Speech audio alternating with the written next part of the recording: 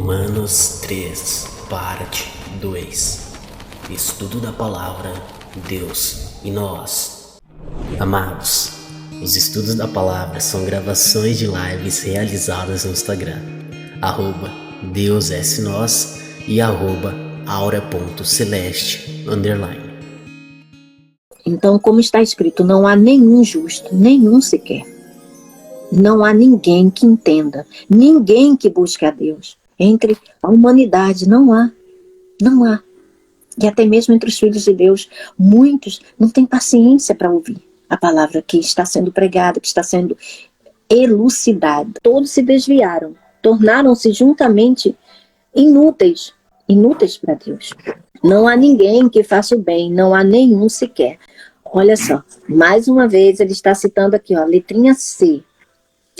Salmo 14, do versículo 1 ao versículo 3, está citando Salmo 53, do versículo 1 ao versículo 3, e Eclesiastes 7, capítulo 7, versículo 20. Então veja, olha o que o apóstolo Paulo está fazendo aqui. Como nós dizemos, né? A palavra, verdadeiramente, a palavra de Deus é uma lei fundamentada nela mesma. Uma lei pétrea, algo é firme, e ele não depende de coisas externas para ter a sua eficácia. A palavra de Deus, em Hebreus 4, diz que a palavra de Deus é viva e eficaz. O que é algo eficaz? É que não depende de nada fora dela para que ela se estabeleça, para que ela cumpra aquilo que ela mesma é. Ela não precisa, ela é viva e ela é eficaz. Por quê? Porque é o sopro do Espírito Santo. Embora a gente tenha muitos escritores, mas o autor é um só. Tanto do Antigo Testamento quanto do Novo. É o Espírito Santo. Tá bom? Sua garganta é um túmulo aberto, com a língua enganam. Aí aqui tem mais uma letrinha de rodapé. D. Salmo 5, 9. Então, Salmo 5, o versículo 9. Vê como ele estabelece, vê como ele fundamenta. É como uma decisão de um juiz, quando ele vai dar a sentença sobre uma causa, uma determinada causa. Ele sempre fundamenta a sua decisão sobre uma base segura. Não é de acordo com a vontade, o querer, o bel prazer dele, não. É de acordo com a lei. Tem que ser de acordo com a lei, porque a lei, ela tipifica os casos. Então, para cada caso, existe uma designação, uma definição. E ali existe, essa é a diferença de de caso para caso. Na verdade, a palavra de Deus, como Deus é juiz, o justo juiz, o verdadeiro e justo juiz, ela também é fundamentada. E é por isso que a palavra de Deus, ela não requer nada fora dela, para que ela seja o que ela é, que verdadeiramente ela é. Como diz a própria Escritura, a palavra de Deus é como a chuva, que cai e cumpre o seu propósito, não é? Então, assim também a palavra de Deus, ela não vem e volta vazia. Ela cumpre-se naquilo que o Senhor a designou. Então, se o Senhor mandou a palavra dele acerca de alguma coisa, aquilo vai se cumprir. Não é no nosso tempo, é no tempo dela, no tempo Kairos, é no tempo de Deus. Se nós andarmos, fluirmos pelo Espírito, a gente não vai se perder no meio dessas coisas. A alma é que é inquieta, né? A nossa alma, ela fica inquieta, querendo tudo do jeito dela, na compreensão dela, no tempo dela. Faz Deus de garçom, né? Olha só, anota aí meu pedido. Anda rápido, tá demorando. Sua garganta é um túmulo aberto, com a língua enganam. Olha isso, veneno de víbora está em seus lábios. Vini, tu pode ler Tiago 3, do 6 ao 8? A língua é um fogo. Ela é um mundo de maldade. Ocupa o seu lugar no nosso corpo e espalha o mal em todo o nosso ser. Com o fogo que vem do próprio inferno, ela tem toda a nossa vida em chamas. Repete, Vini. A língua é um fogo. A nossa língua, veja, a nossa língua é um fogo. Ela é um mundo de maldade. Tá bom, Vini, rapidinho. Vocês lembram Pentecostes? quando aconteceu em Pentecostes, quando ele desceu, o Espírito Santo desceu, ele desceu em línguas de fogo. Para quê? Para desfazer esse veneno do maligno. Por isso, línguas de fogo, para queimar o fogo no inferno. Queimar o fogo no inferno. Oh. Exato. Então, para desfazer, é aquilo, Deus usa de determinar, como Jesus disse, importa que o Filho do Homem seja levantado como Moisés levantou a serpente no deserto, lembra? Então, ele foi feito também como serpente, igual ali no início, quando o cajado de Arão se transformou em serpente, engoliu a serpente daqueles feiticeiros. Ou seja, ele se tornou o próprio pecado, a própria maldição, para engolir a maldição e levar lá para o seu lugar devido. Assim também o Espírito Santo fez lá em Pentecostes. Ele veio em chamas de fogo, mas não o fogo do inferno, mas o fogo santo, para consumir esse fogo do inferno. Entende? Ele veio mostrar que são, vamos dizer, são coisas, né, que têm a mesma aparência, mas de naturezas diferentes. Está falando de algo espiritual. Está falando de coisas espirituais. Ele veio de semelhança, né, de algo que já estava no mundo, que já estava sendo fomentado no mundo há muito tempo. Tiago está falando aqui, não é de outra língua, não. Ele está falando da nossa língua. Ele está falando da língua do ser humano. Entende? Por isso que em Pentecostes, quando o Espírito Santo desceu, ele veio em chama, exatamente em línguas de fogo, para poder anular, para poder queimar, para poder destruir esse poder maligno que o ser humano tem na ponta da sua língua. Que recebeu isso de quem? Da serpente. E aí a gente vai lá para Apocalipse, e Apocalipse diz, né, que é diabo, Satanás, a serpente, a antiga serpente, é o mesmo. Pode continuar, Vini. Ela é um mundo de maldade. Ocupa o seu lugar no nosso corpo e espalha o mal em todo o nosso ser. Com um fogo que vem do próprio inferno, ela põe toda a nossa vida em chamas. Por quê? Porque tem pessoas que emprestam a sua língua para ler as cartas de Satanás. E aí parece que essas pessoas estão possuídas, mas elas só estão emprestando mesmo a língua para o maligno. É diferente. Existem as pessoas que quando não nasceram do alto, elas são possuídas. Existem aqueles que apenas estão emprestando a língua para ler as cartas do maligno. É diferente. Mas pode continuar, Vini. Seja como for, está trazendo o quê? Morte. Porque o seu corpo físico vai ser destruído se ela não crescer espiritualmente, se ela não começar a plantar no terreno do espírito. O ser humano é capaz de dominar todas as criaturas e tendo dominado os animais selvagens, os pássaros, os animais que se arrastam pelo chão e os peixes. Mas ninguém ainda foi capaz de dominar a língua. Ela é má, cheia de veneno mortal, e ninguém a pode controlar. Quando ele diz que ninguém é capaz de controlar a língua, que ninguém faz o bem, que a sua boca, a sua garganta é um túmulo aberto, com a língua engano. Veneno de víbora está em seus lábios. Qual víbora? Maligno. Foi ele que trouxe o pecado ao mundo. Não foi outra pessoa, não foi outro ser, foi ele.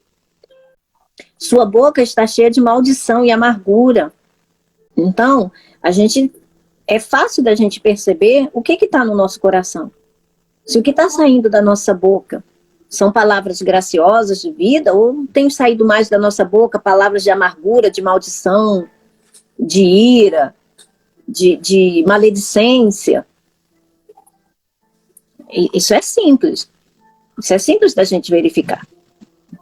E se a gente verifica que as nossas palavras, nós estamos emprestando a nossa língua para as coisas do maligno, é só a gente correr para Cristo e pedir socorro a Ele em tempo propício, né? Que nós temos essa confiança de chegar ao trono da graça de Deus e encontrar misericórdia em tempo de sermos socorridos. Isso é o que a palavra nos diz. E não termos medo do nosso Pai. É diferente. Isso é o que a graça nos proporciona. Não a lei. A lei diz que se você faz por merecer, você vai receber. A graça não, diz que porque você não merece, você recebe. Porque alguém que não merecia o mal, só recebeu o mal para que você recebesse o bem. Foi essa troca divina que Deus fez com Jesus Cristo. Desde que ele era bebezinho, ele foi o único ser humano que nasceu para morrer, ainda que ele não precisasse morrer, porque ele não teve pecado, ele não conheceu o pecado, ele não cometeu pecado, e não foi achado nenhuma dessas coisas aqui na boca de Jesus Cristo. Ainda que homens ávidos, por encontrar alguma coisa, algum erro nele, vivessem o tempo todo cercando ele, para encontrar um erro, para poder acusá-lo. Então sua boca está cheia de maldições e amargura, seus pés são ágeis para derramar sangue, ruína e desgraças marcam os seus caminhos e não conhecem o caminho da paz. Letrinha de rodapé, G. Olha, Isaías 59, capítulo 59, versículo 7 e 8. Vê como é fundamentada a palavra de Deus? Então a palavra de Deus, ela não é algo contraditório, como algumas pessoas costumam dizer. Não é. A palavra de Deus, ela responde a si própria. Ela não deixa nenhuma dúvida. Se nós ainda não adquirimos a maturidade suficiente para nós entendermos, que a gente possa receber mais para que isso venha acontecer. Mas a palavra de Deus, ela não é contraditória, tá bom? Aos seus olhos é inútil temer a Deus. Mais uma. Salmo 36, 1. Olha, se nós pararmos para ver o Novo Testamento, ele tem o Antigo Testamento aberto. Ele traz o Antigo Testamento encerrado aqui, porque Jesus veio exatamente cumprir. Então veja, a obra de Cristo, ainda que para nós pareça, parece tão fácil hoje na graça, não é tudo tão fácil, não. Sabemos que tudo o que a lei diz, o diz àqueles que estão debaixo dela, para que toda boca se cale e o mundo todo esteja sob o juízo de Deus.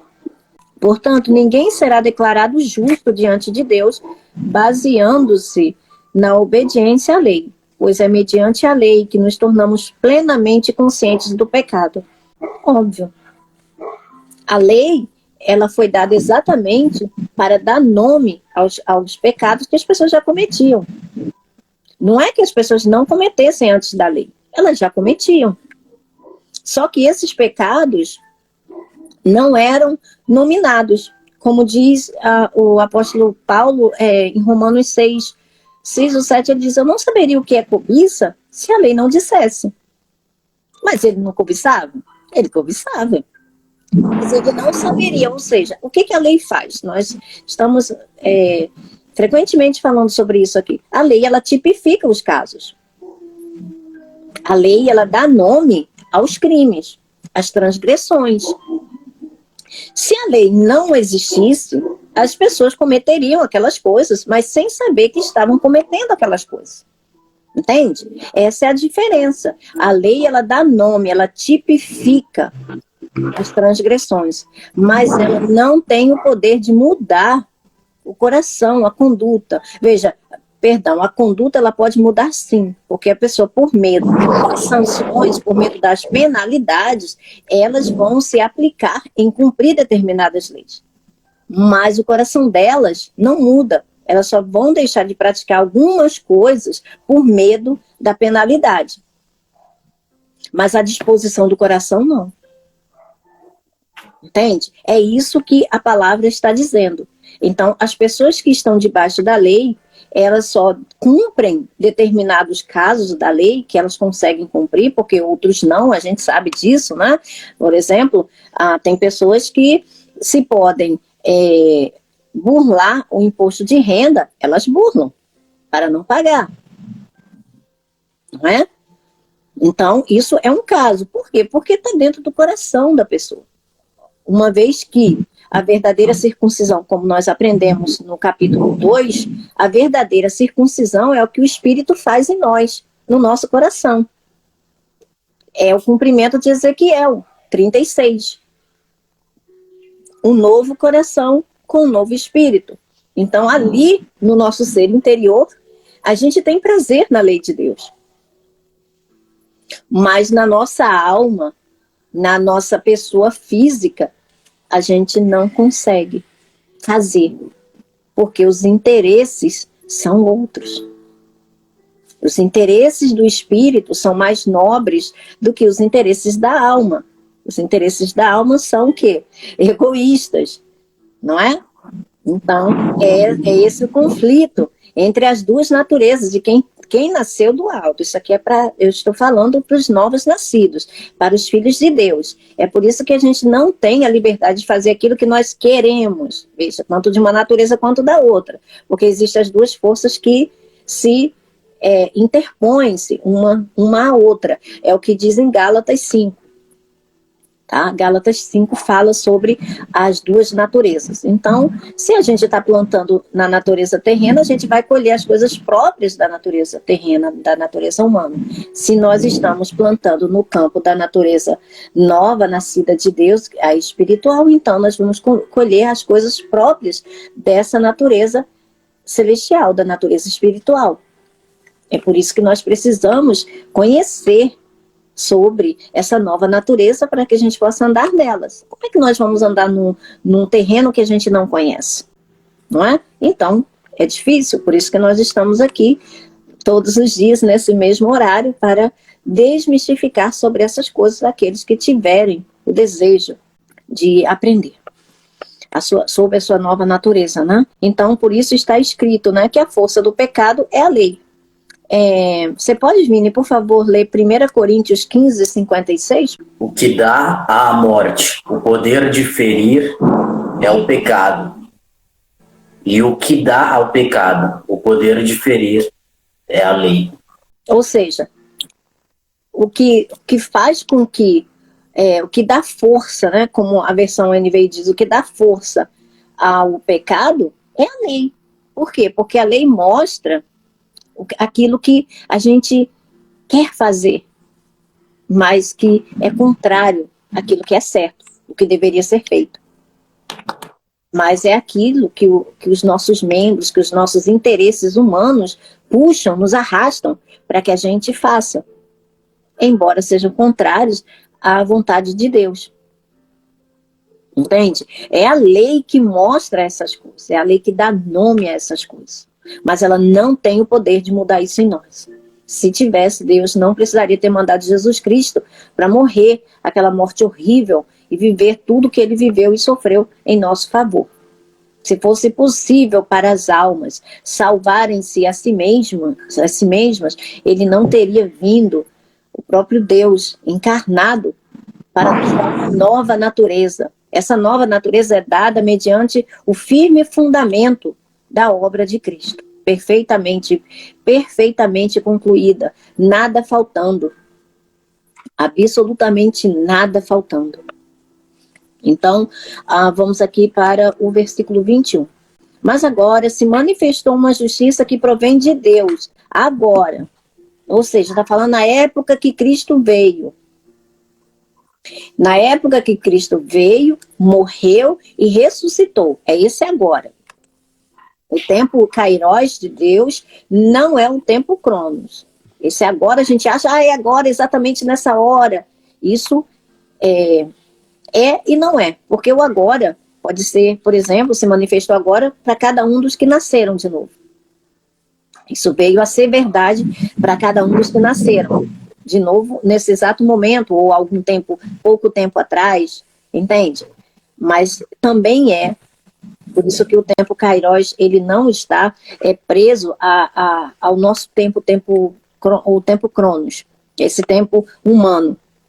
Por favor, filho, leia aí Gálatas 3, do 22 ao 29, alto, por favor. Mas as Escrituras afirmam que somos todos prisioneiros do pecado, de modo que nós, os que cremos, recebemos a promessa de libertação apenas pela fé em Jesus Cristo. Antes que o caminho da fé se tornasse disponível, fomos colocados sob a custódia da lei. Ou seja, antes do caminho da fé ser colocado à disposição, ou seja, Jesus Cristo ter vindo, continua. E mantidos sob a sua guarda, até que essa fé fosse revelada. Ou seja, as pessoas estavam, os judeus, não os gentios. Os judeus estavam debaixo da lei, mantidos debaixo da lei até que essa nova realidade viesse, que é em Cristo Jesus, pela fé, e não mais pelos atos provocados pela lei. Como a gente acabou de citar, né? Uma pessoa pode cumprir alguma medida da lei por uma força, né? Movida pelo medo da sanção, da penalidade, mas não necessariamente aquilo produz nela uma mudança de comportamento, uma mudança de mentalidade. O comportamento é a metanoia. O comportamento pode estar condicionado ao medo. Você fazer determinadas coisas por determinado tempo porque você tem medo, né, de ser aplicada a você aquela determinada pena. É diferente de uma mudança de pensamento. Quando o seu pensamento muda, você verdadeiramente, independente da penalidade, você julga que aquilo não é bom e você não vai fazer. Porque algo mudou dentro de você. Entende a diferença? Esse é o poder que Jesus veio trazer mediante o Espírito. E o primeiro caso é aqueles que estão debaixo da lei, da obediência aos ritos da lei. Continua, filho. Em outras palavras, a lei foi nosso guardião até a vinda de Cristo. Nosso guardião até a vinda de Cristo. Ela nos protegeu até que, por meio da fé, pudéssemos ser declarados justos. Ou seja, como assim ela nos protegeu? Porque pelo menos os judeus, que eram o povo de Deus, não podiam ser lançados no inferno cada vez que Satanás se levantasse. Porque, veja, existe um acusador das nossas almas. E o nome dele é Satanás. Era ele que interessava lançar as almas no inferno, e não a Deus. Era ele que ficava procurando coisas para lançar as pessoas no inferno, para dar cabo da vida das pessoas o mais rápido possível. Porque nele não existe nada que não seja crueldade. Não é Deus que fica buscando nas pessoas algo para condená-las ao inferno. Isso não procede de Deus. Entende? Era do acusador, era o acusador das nossas almas, que vivia buscando algo. Então, a lei, ela protegeu pelo menos aqueles que estavam debaixo dela, sob determinado até certo ponto, porque existiam ali as leis cerimoniais e todas aquelas coisas que as pessoas ali, os judeus, tinham que ficar fazendo o tempo inteiro, né, no tabernáculo, para que fosse aplacada ali a ira do vingador do sangue contra a vida das pessoas e tal. Mas não era eficaz, porque um dia essas pessoas morreriam. Mas as pessoas que morressem sob vamos dizer assim, estivessem ali praticando aquelas coisas, elas iriam para o seio de Abraão. E as outras? E os outros que não eram judeus, que não tinham compreensão, que não entendia nada com nada? Elas eram lançadas no inferno, sem nenhum tipo de interpelação, sem nenhum pedido como se diz, né? Todo mundo tem direito a um advogado, né? Se você não tiver condições, o Estado constituirá um para você. Não é assim que acontece no mundo físico? Então, no mundo espiritual não é diferente, tá bom? No mundo espiritual não é diferente. A diferença é que no mundo físico, a pena, ela tem um tempo, né? No mundo espiritual, não, é para sempre mesmo. Só que quando Jesus veio, ele desceu lá nos mortos, né? No mundo dos mortos, e começou a sua obra por ali, resgatando aquelas almas, todas as almas que eram passíveis de serem resgatadas, o Senhor levou cativo. O cativeiro, ou seja, o Espírito Santo, ele é tão poderoso que ele esvaziou o inferno. Vamos falar um português bem claro. Ele esvaziou o inferno, deixou ali apenas aqueles que verdadeiramente não podiam ser salvos. O restante foram levados o presente, as dádivas que Cristo recebeu por ter descido ali de forma injusta. Satanás, ele certamente achou que a troca de Jesus pelo resto da humanidade seria algo muito bom para ele.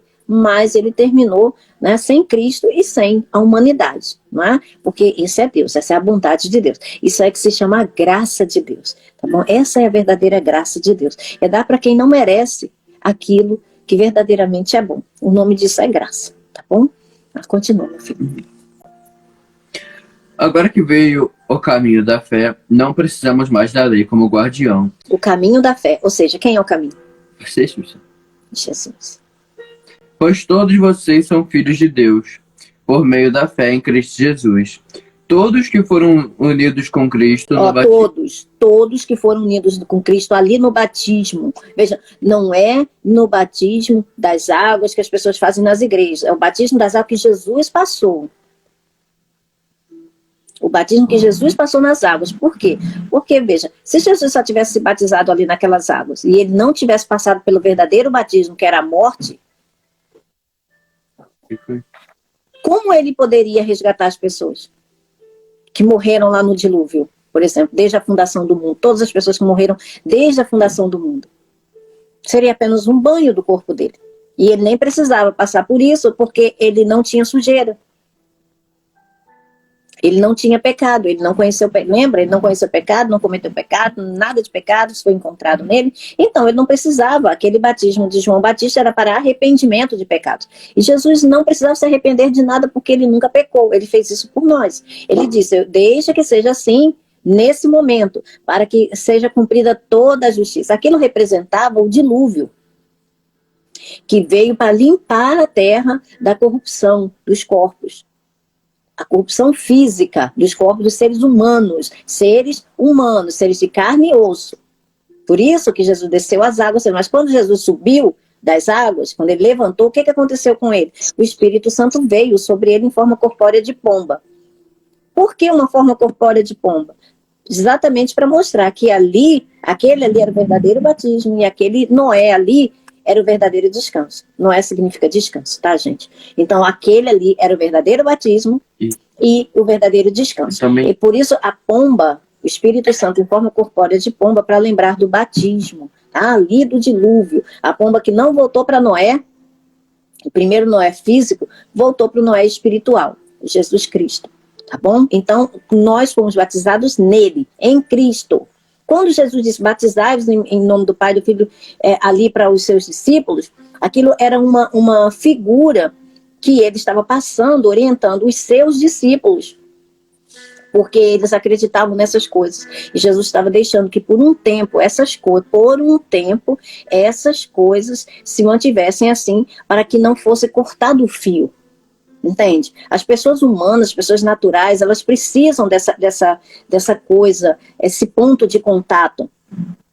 E o povo dele, ele sabe que o povo dele era muito ligado às suas tradições. Muito, muito. Ele teve problema sério. A gente sabe disso, né? Jesus teve problema sério com o seu próprio povo acerca das suas tradições. Então, ele causou uma ruptura de rompante com essas coisas. Mas para o apóstolo Paulo, que é o nosso apóstolo, o apóstolo dos gentios, o apóstolo Paulo diz, né: eu não fui enviado para batizar, mas sim para pregar as boas novas, ou seja, através da pregação que vem a fé, e é pela fé que nós somos salvos, e é pela fé que nós vivemos. O justo viverá pela fé, como diz ali no capítulo 1 de Romanos, que nós acabamos de estudar. Tá bom? Continua, meu filho, por favor. Também tem aquilo da pomba ser conhecida como um animal mensageiro, né? E a pomba pousa em cima de Jesus para simbolizar que ele estava ali para trazer as boas novas. Ah, sim. Amém. Mensagem da Continua. Pois todos vocês são filhos de Deus, por meio da fé em Cristo Jesus. Tá vendo? Pela fé. Não é por tradição. Não é por cumprimento de rituais. Não é por exigência de lei. É por fé. Todos vocês. Continua, filho, por favor. Todos que foram unidos com Cristo no batismo se revestiram de Cristo. Todos que foram unidos com Cristo no batismo se revestiram de Cristo. E se dá pelo quê? Porque por causa da descida ali nas águas? Não, é pela fé. É pela fé. A gente crê que a gente está onde? Em Cristo. Nós não somos membros do corpo de Cristo? Então, assim como ele é, nós somos nesse mundo. É assim que as escrituras dizem. Nós estamos em Cristo, nós estamos ocultos em Cristo. Continua, filho. Não há mais judeu nem gentio, escravo nem livre. Não há mais judeu nem gentio. Para Deus não há mais judeu. Quem está em Cristo não tem essa. Você é judeu, você é gentio, você é o quê? Mais? Homem nem mulher. Outra coisa, viu? Por que a gente não deve ficar brigando por determinadas coisas? Para Deus, não importa. Mas mulher não pode ser pastora. Para Deus não importa se você é homem, se você é mulher. Você está em Cristo, você faz parte de Cristo. Entende? É isso que importa, e Cristo é de Deus. Continua. E se vocês são de Cristo, são descendência de Abraão e herdeiros segundo a promessa. Então digo, porém, que enquanto o herdeiro é menor de idade, em nada difere de um servo, de um escravo. Enquanto é menor de idade, possui, mas não pode efetivamente, aquilo já é dele. As herdades, sua herança é do herdeiro. Mas ele não pode operar naquilo ainda. Ele ainda não pode tomar posse daquilo ainda. Um escravo, embora seja dono de tudo, no entanto, ele se sujeita a guardiões e administradores até o tempo determinado por seu pai. Assim também nós, quando éramos menores, estávamos escravizados aos princípios elementares do mundo. Mas quando chegou a plenitude do tempo, Deus enviou o seu Filho. A plenitude do tempo, ou seja, naquele lapso de tempo que Jesus tinha que vir e veio, porque Deus sabe de todas as coisas, ele não se atrasa. Enviou o seu Filho, nascido de mulher. Veja, isso era uma exigência de Deus para entrar aqui nesse mundo, tinha que nascer de mulher. A porta do aprisco é a mulher, das ovelhas. Essa é a lei natural que Deus instituiu aqui no mundo, a mulher, tá? Por mulher, nascer por mulher. Nascido debaixo da lei para cumprir a lei, porque ninguém poderia cumprir a lei, ninguém conseguiu nunca, nem o melhor, nem Moisés conseguiu cumprir a lei. Toda a lei, ou seja, ele veio debaixo da lei, a fim de redimir os que estavam debaixo da lei, para que recebêssemos a adoção de filhos. E nós já explicamos também o que significa essa adoção de filhos, porque essa é a parte humana. Quando nós nascemos de novo, nós não nascemos humanamente falando, nós nascemos espiritualmente, aquele bebezinho espiritual. Mas e essa parte humana, o que faz com ela? É adotado. Por que é adotado? Porque se uma criança já nasceu, para ela ter uma outra filiação, para ela poder ser filha de alguém, de outro alguém, ela precisa ser adotada, precisa passar por esse processo adotivo. E Deus não burla nada, nem lei física e nem lei espiritual. Deus cumpre tudo, ele é perfeito em tudo que ele faz. Então essa parte humana nossa é adotada por Deus. É por isso que Cristo veio em forma humana e derramou o seu sangue para nos resgatar, para pagar os pecados por nós. Os nossos pecados, não dele. Ele não tinha pecado, mas nós tínhamos. Essa é a adoção. É por isso que em nós, veja, por que essa justiça foi feita? Por isso que o Espírito pôde habitar em nós. Por isso que nós podemos nascer do Espírito. Por isso que agora nós podemos ser um Espírito que tem uma alma e habita nesse corpo. Entende? Eu estou aqui, veja, eu estou destrinchando aqui para vocês de a forma mais simples, algo que muitos teólogos aí enrolam, embrulham e fazem aquele pacote louco e não conseguem explicar isso de forma clara. Não sabem essa diferença, o que aconteceu. Tá? Então existem duas naturezas em nós. Ou se uma pessoa já é nascida no mundo, para ela pertencer, para ela fazer parte de uma outra família, é só sendo adotada. Não tem como ela nascer de novo naquela nova família. Ela já nasceu no mundo. Entende? Esse é o processo de adoção. E esse processo de adoção foi exatamente a obra física de Jesus Cristo. No corpo físico, derramando o seu sangue para nos comprar, para Deus. Mas mais do que isso, nós nascemos espiritualmente. Porque essa obra foi perfeitamente consumada, nós podemos nascer. Por isso que a Escritura diz que nós somos justiça de Deus em Cristo.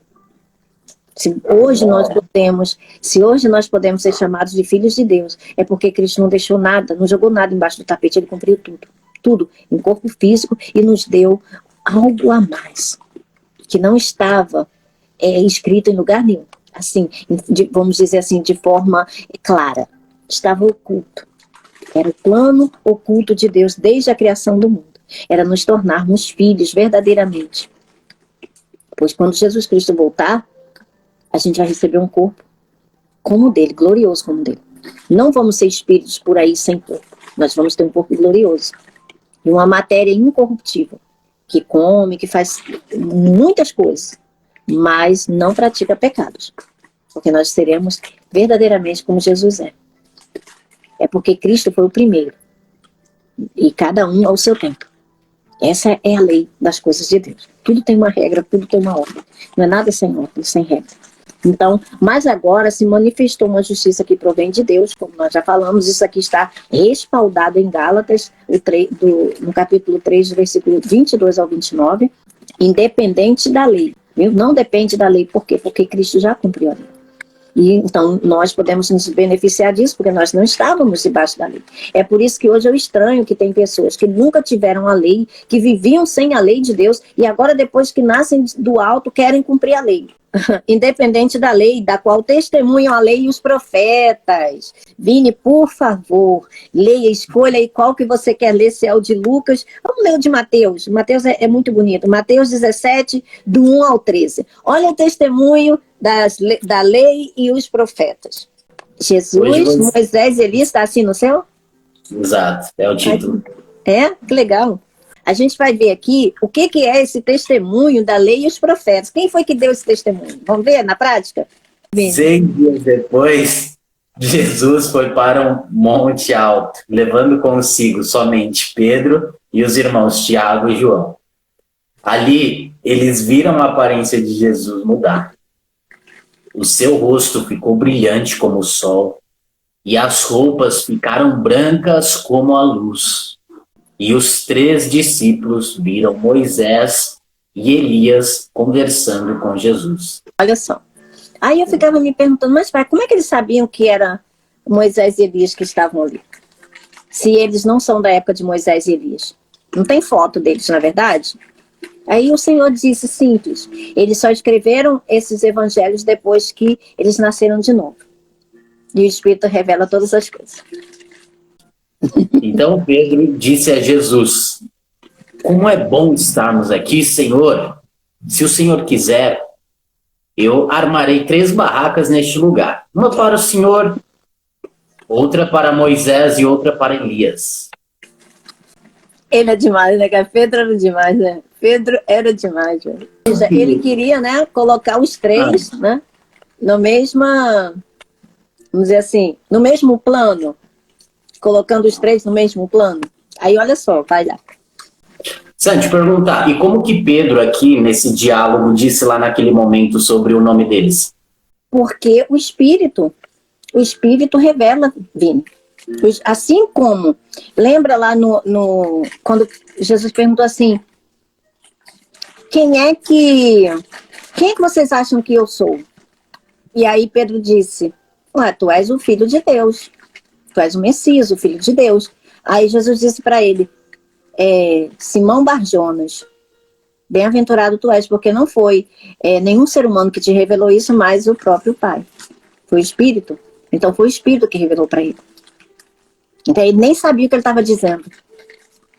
Quando ele falou aquelas coisas, ele nem sabia o que estava dizendo. Lembra que logo em seguida vai dizer que ele não sabia o que ele estava falando. Quem revelou foi o Espírito, ele não tinha consciência. E depois quando você terminar lá no final, a gente vai ver que eles ficaram em êxtase, ficaram assim, ninguém conseguia nem falar nada. Porque o que eles viram, inclusive, o apóstolo Pedro relata isso nas suas epístolas, que foi algo tão, tão maravilhoso que eles não tiveram mais como refutar a natureza divina de Cristo. E ele dava testemunho dessas coisas já quando ele era velho. Ele não podia deixar de falar essas coisas já quando ele era velho. De tão maravilhosos que era para eles. Entende? Ele diz, eu fui testemunha ocular dessas coisas. Eu vi quando o Pai deu glória para o seu Filho. Nós estávamos com ele no monte. Ele está falando de quê? Da transfiguração de Cristo. Antes de Cristo morrer e ressuscitar. Então, veja, não sabia o que ele estava falando. Ele não tinha noção do que ele estava falando. Para Moisés, ele não sabia. Imagina, se fosse apenas um desfaltério, você acha que o Espírito ia manter nas Escrituras? Não. Isso foi fundamentado pelo próprio Espírito, que quem revelou essas coisas para ele foi o Espírito Santo. Embora lá na hora ele não soubesse o que ele estivesse dizendo, mas ele estava falando porque o Espírito Santo estava inspirando.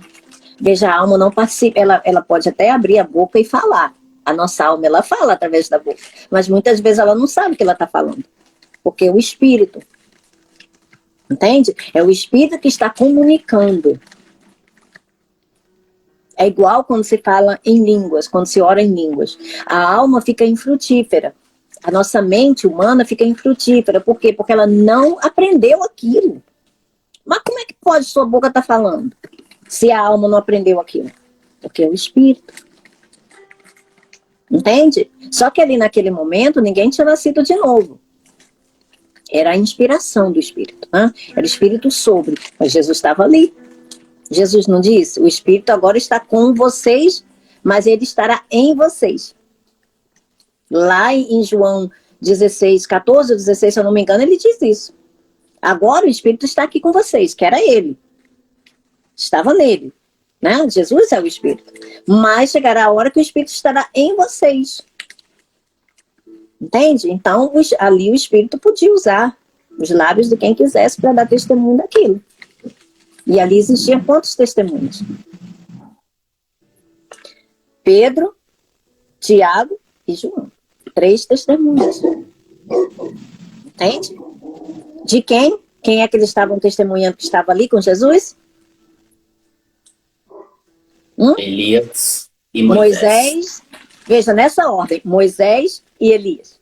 A lei e os profetas. O representante da lei e o representante dos profetas estavam dando testemunhos do Filho de Deus. Vamos continuar lendo para a gente poder não dizer que é a gente que está falando aqui, né? Devaneios. Enquanto Pedro estava falando, uma nuvem brilhante os cobriu. Viu? Nuvem brilhante, rapidinho, Vini. Nuvem brilhante. Lá no Antigo Testamento era uma nuvem escura. Aqui é uma nuvem brilhante. Está falando de coisas celestiais. Está falando de uma nova realidade para os homens. Não é que Deus tem trevas, não. Mas lá, naquele lá do Monte Sinai, ali aquela nuvem era escura, porque era a ira de Deus contra todo aquele pecado. Imagina a barreira que Deus tinha que transpor para estar ali. A barreira de demônios. As trevas que estavam ali se opondo. É porque não dá para a gente ver essas coisas, porque os nossos olhos espirituais, nem os olhos espirituais dele, não estavam abertos ali. Mas se nós pudermos imaginar a barreira do firmamento coberto por demônios, é por isso que o mundo jaz em trevas, como diz as Escrituras, ou seja, está morrendo por causa das trevas. Essas trevas são exatamente essa escuridão. Imagina o que Deus teve que transpor para poder estar ali no Monte Sinai. Enquanto Pedro estava falando, a nuvem brilhante descobrida, ela viu uma voz que disse... Enquanto ele estava falando, olha, lê um pouquinho mais devagar, para você entender o que está acontecendo. Enquanto Pedro estava falando, ele ainda estava o quê? Falando, não é? Enquanto ele estava falando, o que aconteceu? A gente tem que aprender, veja, o que eu estou passando aqui, gente, pro Vini, é exatamente como a gente deve ler as Escrituras. Com calma, respirando, para deixar que o Espírito molhe o bico pra gente. Se não respirar também, não. Vai, Pedro, vai. Molha o bico, Vini, vai, molha o bico. Vini. Vai, apóstolo Vini. Oh, meu Deus. Vai, Vini, lê devagar. Molha o bico. Enquanto Pedro estava falando o quê? O que ele acabou de dizer. Enquanto ele falava, a nuvem veio e começou a cobrir os 3. O que ela falou? Ela veio uma voz que disse: "Este é o meu filho querido, que me dá muita alegria. Escutem o que ele diz." Esse é o meu filho querido que me dá muita alegria. Escutem o que ele diz. E o que aconteceu com Moisés e Elias? Quando os discípulos ouviram a voz, ficaram com tanto medo que se ajoelharam e ficaram no chão. Ficaram com medo. Viu a alma? Viu a alma, como é que é a alma medrosa? Tem medo, não adianta. É Deus, tem medo. Começa logo a tremer. Continua. E Jesus veio, tocou neles e disse: "Levantem-se e não tenham medo."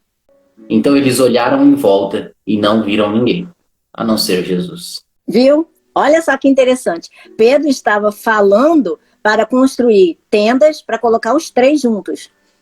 Jesus, Moisés e Elias. Aí Deus interrompeu Pedro. Disse: "Não, esse daqui é o meu filho amado. Ouçam ele." Não é para ouvir. E aí ficou só Jesus e os discípulos. E os outros, cadê eles?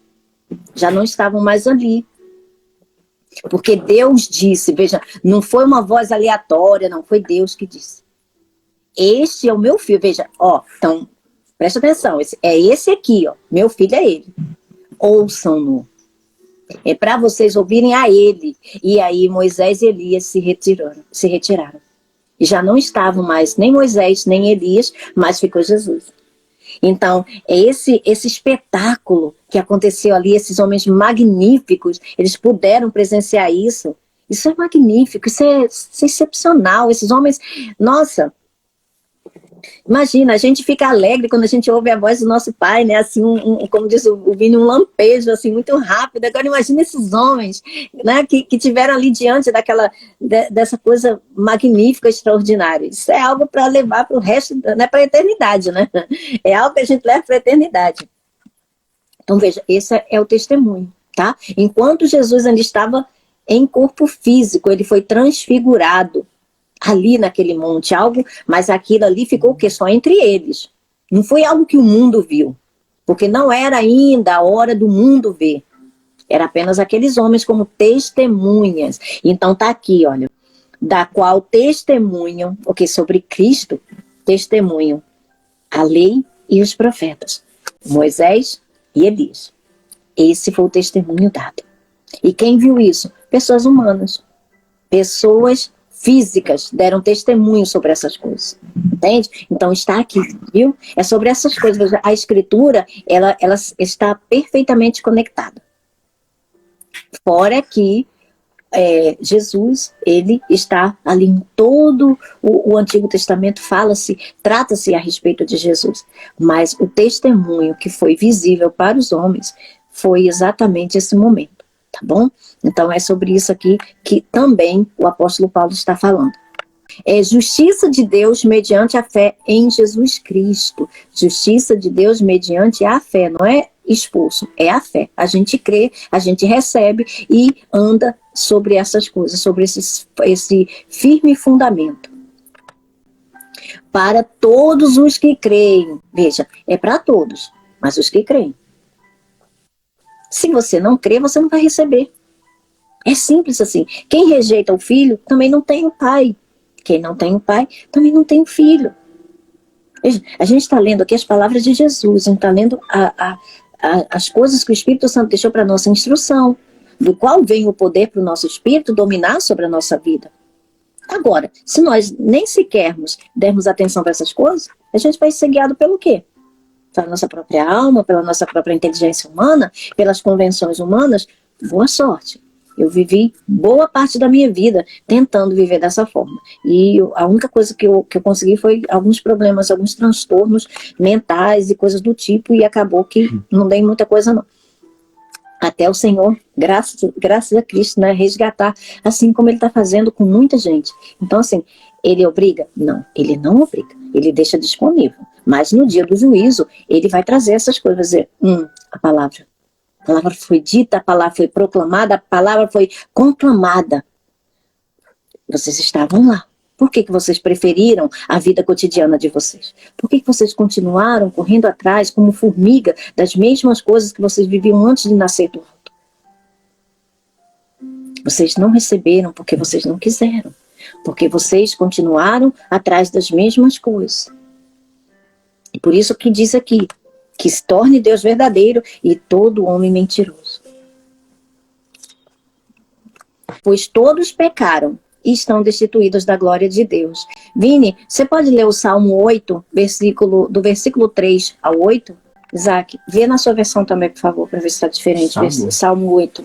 Sim. Quando olho para o céu que tu criaste, para a lua e para as estrelas que puseste nos seus lugares, que é um simples ser humano para que penses nele? Que é um ser mortal para que te preocupes com ele? Opa, então está falando do ser humano, ser mortal. Está falando da lua e do sol, está falando de coisas físicas. Está falando do mundo físico, não é? Pode continuar. No entanto, fizeste o ser humano inferior somente a ti mesmo. Inferior, aí está como inferior somente a ti mesmo? E lhe deste a glória e a honra de um rei. Tu lhe deste poder sobre tudo o que criaste. Viu? Lhe deste poder sobre tudo o que criaste. Aí ele vai continuar, ele vai começar a narrar. Tu puseste as coisas debaixo do domínio dele. As ovelhas e o gado, e os animais selvagens também. os pássaros e os peixes, e todos os seres que vivem no mar. Como é que está aí na sua versão, Isaac? Quando olho para o céu e contemplo a obra de teus dedos, a lua e as estrelas que ali puseste, pergunto: quem são os simples mortais para que penses neles? Quem são os seres humanos para que com eles te importes? E, no entanto, os fizestes apenas um pouco menores que Deus. Ó, você sabia que no hebraico, um pouco esse Deus, aí Elohim, plural de Deus. E os coroaste de glória e honra. Tu os encarregaste de tudo que criaste, e puseste sob a autoridade deles todas as coisas, o rebanho, o gado e todos os animais selvagens, as aves do céu, os peixes do mar e a tudo que percorre as correntes dos oceanos. Ou seja, tá vendo? Deus coroou o homem de glória e de honra e deu autoridade na terra sobre tanto os seres que vivem nos ares, que vivem nos mares, que vivem na terra. Então, o homem, Adão e Eva, eles foram coroados de glória e de honra. A glória de que Deus estava ali diante deles, cobrindo eles, envolvendo eles com a presença dele. E eles tinham domínio sobre toda a criação de Deus. No entanto, eles caíram. Eles caíram. E aí foram destituídos da glória de Deus. E ao invés da coroa que eles tinham de reis, né, que dominavam as criaturas, passaram a ser dominados por Satanás, que se acha dono do mundo. E veja, é tanto que é ele que o apóstolo Paulo fala em Efésios 2, né, o príncipe, o governador desse mundo. Como foi ele? Veja, a Bíblia é muito clara. Quando Jesus foi batizado nas águas ali no Jordão e recebeu o selo do Espírito Santo para ele cumprir o ministério dele, ele foi imediatamente levado pelo Espírito Santo ao deserto para ser tentado por quem? Por Satanás. A Bíblia fala isso. Foi tentado pelo diabo. E o que Satanás disse para ele? Levou ele, né, num lugar alto para mostrar para a alma dele a glória do mundo. Olha, é meu. Eu dou para quem eu quiser. Não foi isso que ele disse? Foi me entregue, foi me dado. E eu dou para quem eu quiser. Será que foi dado? Ou foi roubado, usurpado, enganado, tomado? Então, quem estava ali naquela antiga serpente que Apocalipse diz, era o diabo, era Satanás.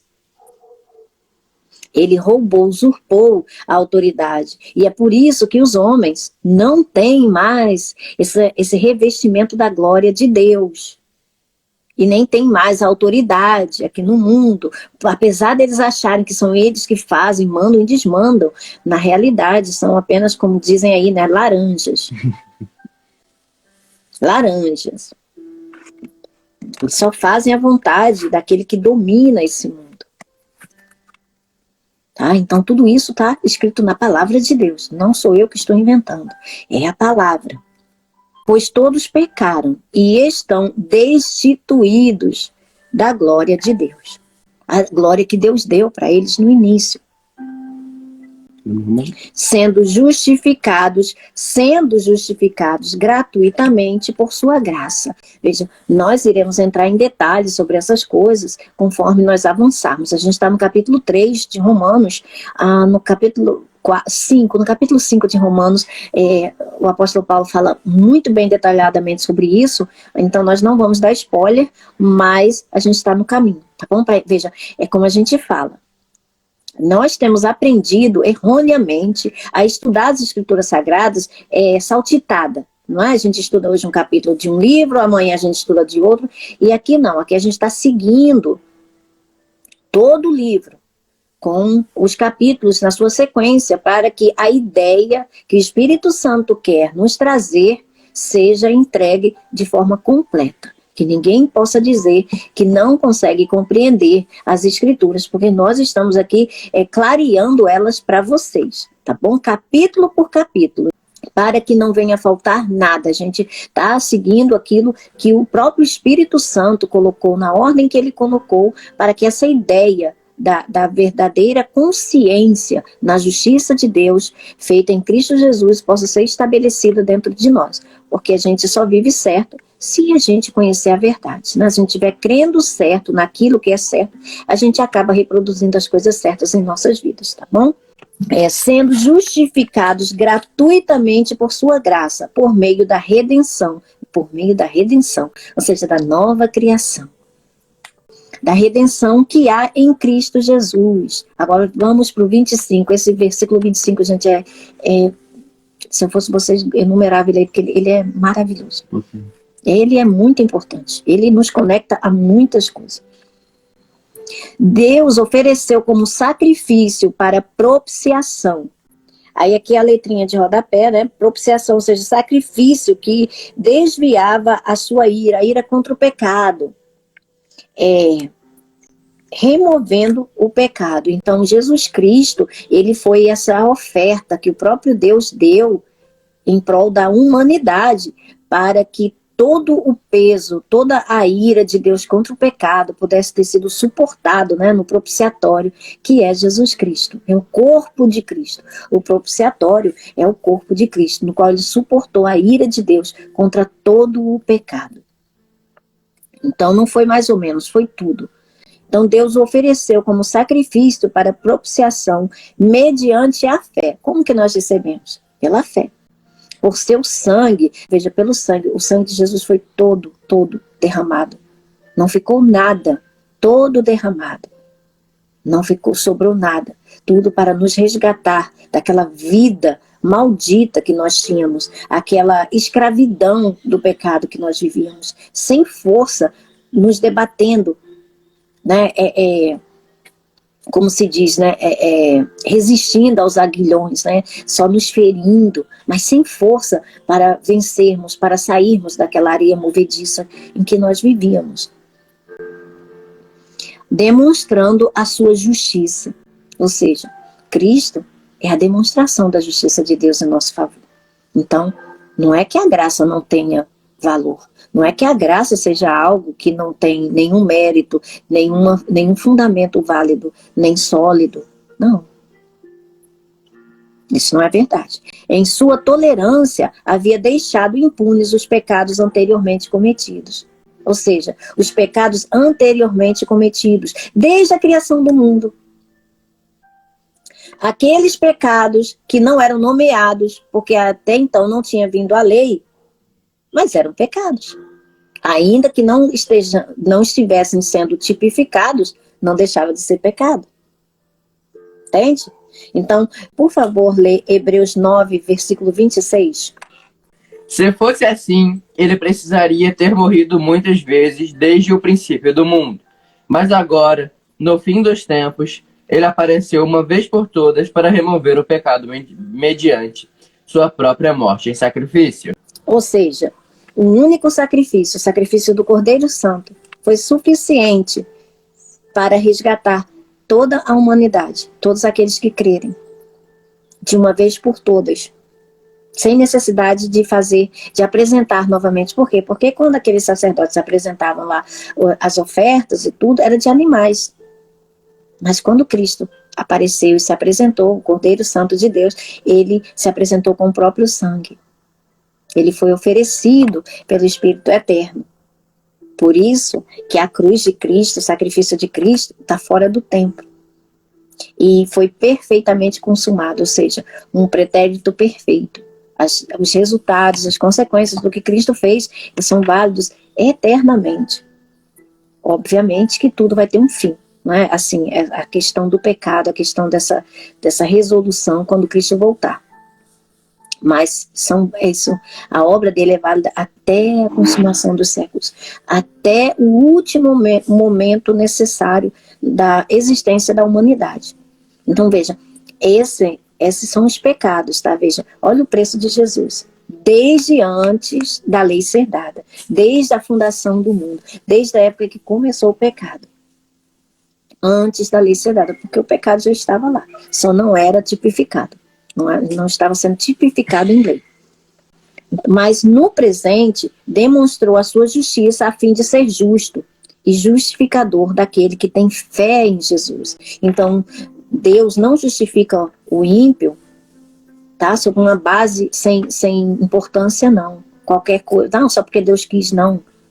É um firme fundamento, é algo sólido, é algo justo e verdadeiro, e inabalável, do qual cumpriu todas as exigências da lei, todas as exigências de Deus, como um juiz reto, justo, verdadeiro. Atos 17:30, quem quer ler?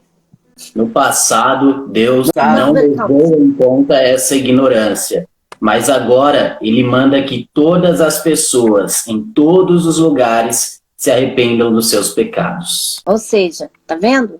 Então, no passado, lá bem antigamente, Ele não levou em consideração aqueles pecados.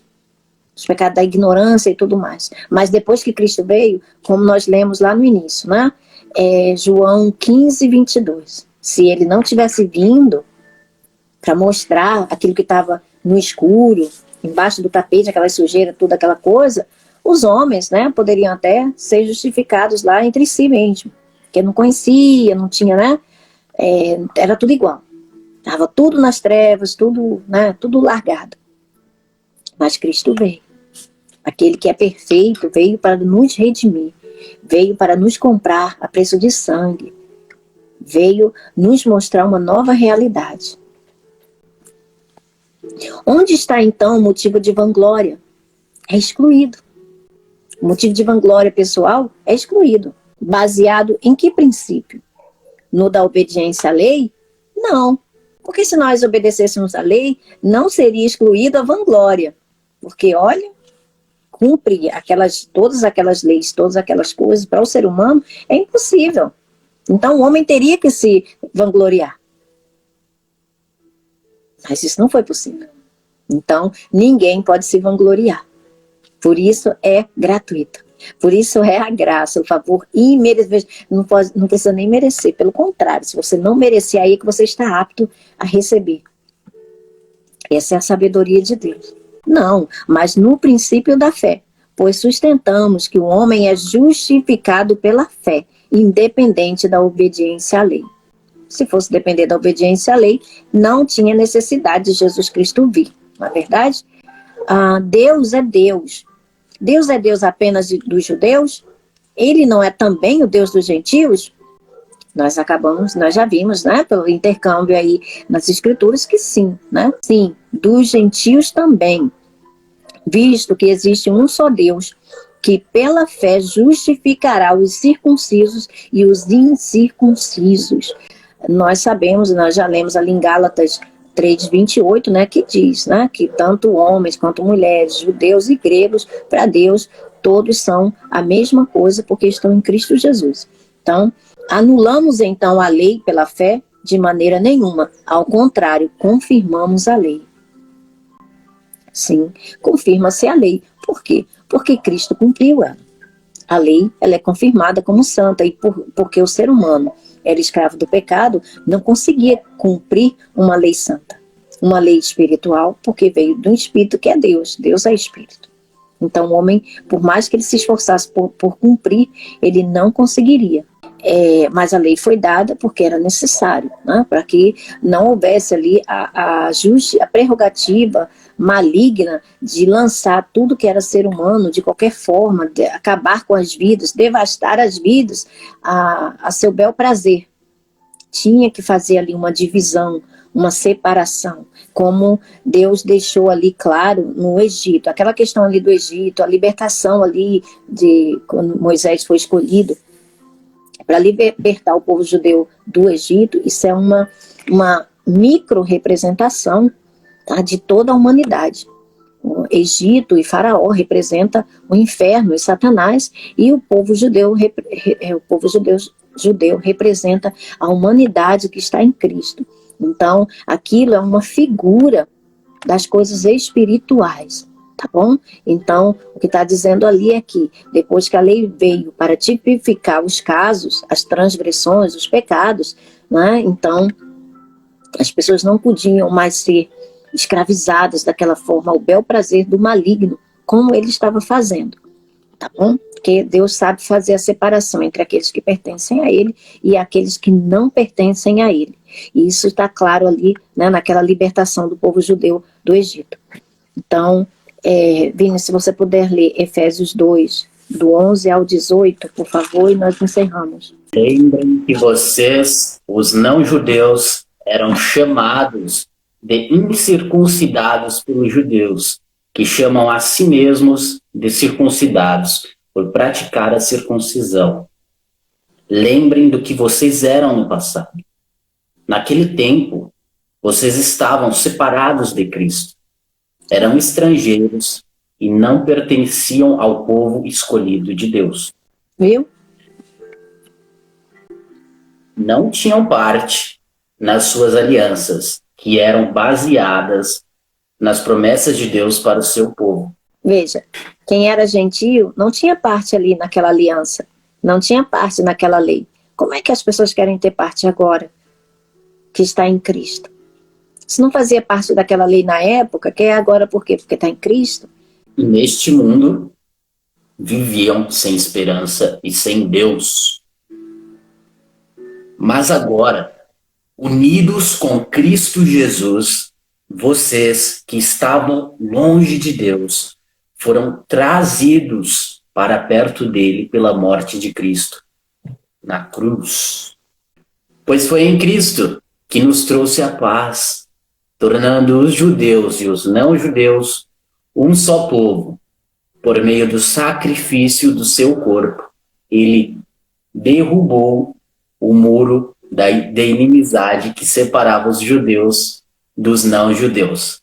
Ele acabou com a lei, juntamente com os seus mandamentos e regulamentos. E dos dois povos formou um só povo, novo e unido com ele. Foi assim que ele trouxe a paz. Pela sua morte na cruz, Cristo destruiu a inimizade que havia entre os dois povos. Por meio da cruz, ele os uniu em um só corpo e os levou de volta para Deus. Assim, Cristo veio e anunciou a todos a boa notícia de paz, tanto a vocês, os não-judeus, que estavam longe de Deus, como aos judeus, que estavam perto dele. É por meio de Cristo que todos nós, judeus e não-judeus, podemos ir pelo poder de um só Espírito até a presença do Pai. Amém. Exatamente. Um só Espírito. É o mesmo Espírito que nos une. É o mesmo Espírito que nos cela. Nos cela quer dizer cela nosso ser espiritual. Nada mais do que isso. Ele cela nosso ser espiritual. O ser nascido de Deus, nascido de Cristo, nascido do alto. Ele está em união com esse ser espiritual. Por isso que nós somos justiça de Deus em Cristo Jesus. Se Cristo não tivesse feito detalhadamente, cumprido, rigorosamente, todos os critérios, todas as exigências de Deus, nós não teríamos nascido do alto. Nós estaríamos afastados de Deus. Mas por causa disso, nós hoje fazemos parte do corpo de Cristo. Nós somos membros do corpo de Cristo. Somos herdeiros de Deus, co-herdeiros com Cristo. Nós somos filhos de Deus.